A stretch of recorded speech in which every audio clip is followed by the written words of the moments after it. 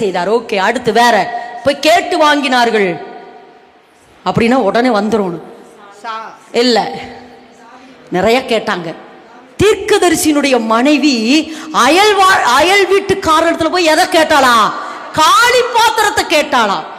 நீங்க அப்படியே கொஞ்சம் கற்பனை பண்ணி பாருங்க. இவளே கடன், நிறைய கடன், தன்னுடைய பிள்ளைகளை அடிமையாக்கி கொள்ற அளவுக்கு எப்படி இருக்குது, கடங்காரியா இருக்கிறா. பக்கத்து வீட்டுல போய் உன் வீட்டுல இருக்கிற கொஞ்சம் காளி பாத்திரத்தை கொடுனா அவ என்ன சொல்லியிருப்பான்னு நீங்க நினைக்கிறீங்க?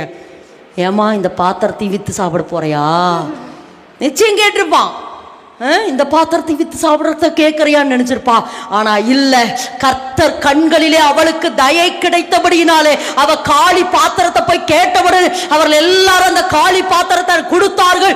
அதை எண்ணெயினால் அவள் நிரப்பினாள். ஆமென் என்று சொல்லாம இன்னைக்கு கர்த்தர் எனக்கு ஒரு ப்ராபசி சொல்றாரு, கர்த்தருடைய வார்த்தையை சொல்றேன். இனி எல்லாருடைய கண்களிலும் ஆமா கர்த்தர்